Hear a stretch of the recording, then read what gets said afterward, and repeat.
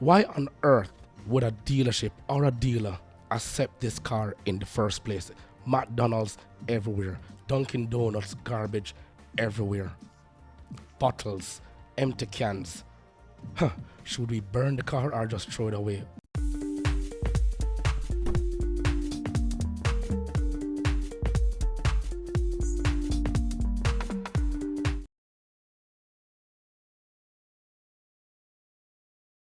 We're going to go a little bit into the functions of a dealership presented by employees working inside the dealership themselves. They want to explain to you the perks that they are enjoying, and I'll just try to explain a little bit into it. Not all employees actually enjoy these perks, but I will try to explain as much as possible. Please forgive my voice, I'm a little bit under the weather, but as you know, the show must go on. So without further ado, let's go into these TikTok reactions. Okay, so how I got into the car business. At 19 years old, I started off as a receptionist, and 5 months later, I got promoted to a delivery coordinator. And what that is basically the person that would go in the vehicle with you and explain to you the features, pair your phone on Bluetooth. I was that person. After 2 months, I'm 20 years old then, I asked, hey, what if I... She said a delivery coordinator, which sometimes also means a product presenter, and they work in collaboration with the sales rep themselves. And in some jurisdictions, some countries, some states here, then when pricing has to be done, it has to be signed off by the finance manager or the manager themselves. But so it's a process that they all go through when you're actually delivering a vehicle to a customer, or it's a part of the buying process, as I should have said. So cars, and they said, yeah, you should do it. So I've been selling cars ever since. I did not need any experience. I did not need any degree. It's very, very little dealerships do they ask you for any experience or degrees, honestly.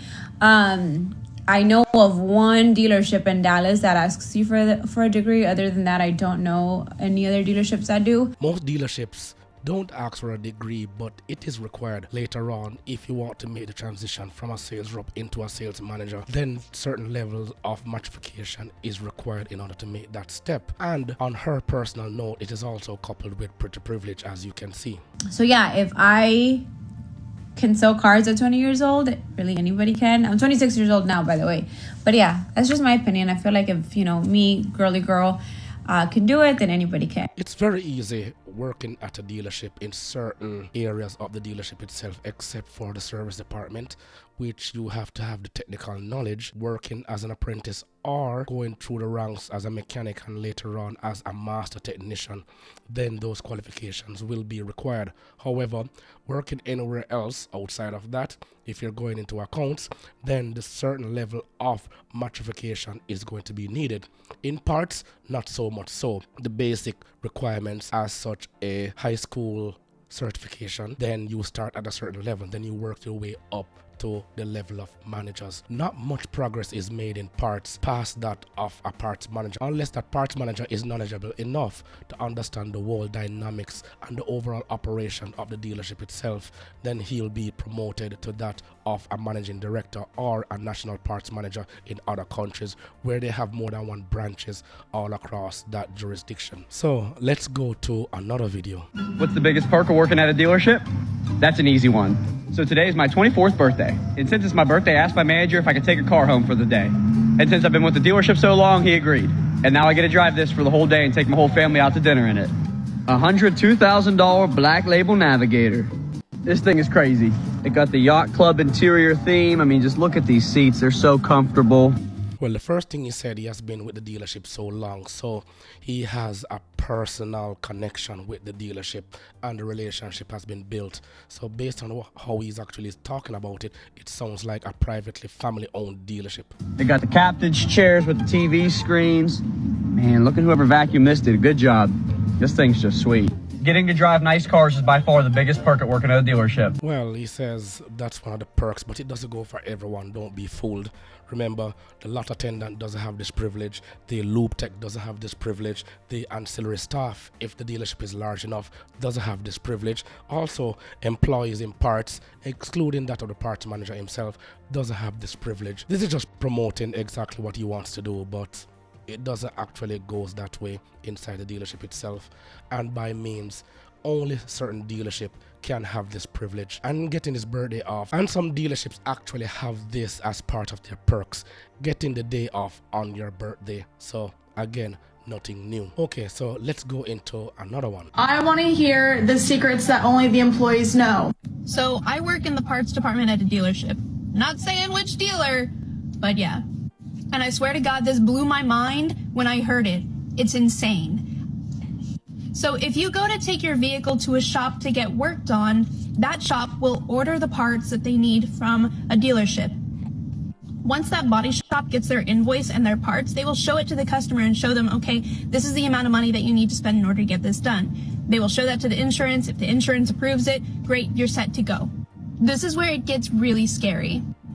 The body shop will literally return all of the parts that they had purchased from the dealership, turn around and buy them aftermarket where they're like half the cost.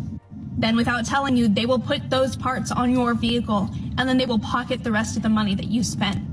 So whenever going to get work done, make sure that all of those OEM parts that you were charged for are put on your vehicle. Okay, let me go a little bit into this. Only an unscrupulous body shop will do this. And obviously, this body shop will not be a part of the dealership. There are dealerships that outsource body and collision parts, as well as outsource the repairing of such vehicles. Now, outside of North America, most dealerships that I've visited all around the Caribbean and certain parts across the world, then the body shop also forms a part of that dealership, and it is a big money driver for those dealerships. What they actually do is when they present a quote to the customer for collision parts, they will have three set of quotations going to the customer.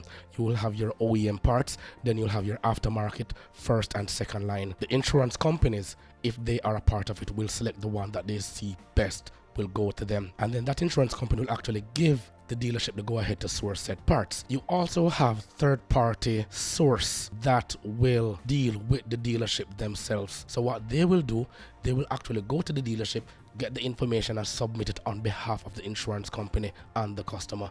So what the dealership will try to do is to cut out the middleman altogether and not deal with the dealership.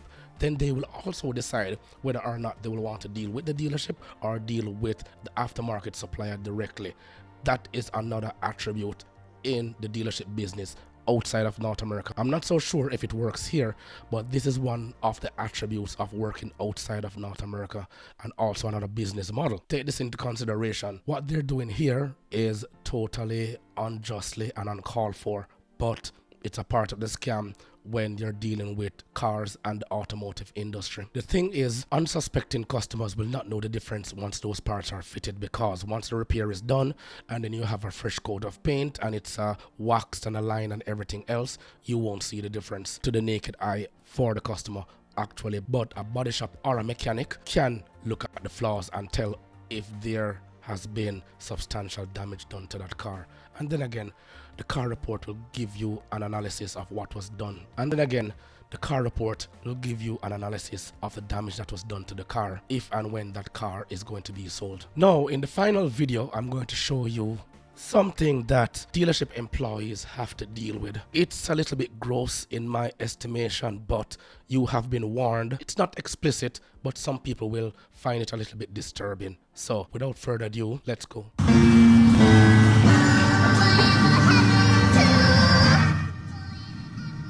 Let's keep the sound down on this one. No, this is a trade-in, and as you can see, garbage is all over the car. Wait a minute, is that a kids bounce about inside there? Apparently it seems as if they're trading in the car, and they decided to move the entire house of junk and garbage and everything inside the car. That's just my estimation. Another thing is they might have been living in the car for a long period of time. But the thing is, why on earth would a dealership or a dealer accept this car in the first place? McDonald's everywhere, Dunkin' Donuts garbage everywhere, bottles, empty cans. Should we burn the car or just throw it away? Oh my goodness, cigarette butts inside a bottle, a Dunkin' Donuts water bottle. So for all the people who curse dealerships employees, curse dealerships, and wonder why some of them are just downrightly miserable at times. They have to deal with situations like these. So let me know your thoughts in the comment section. Remember to grab a copy of my ebook, The Parts Manager Guide. Please smash that like button on your way out. It will only take you 1.5 seconds to do so. Until next time, hopefully I should sound better in my next video.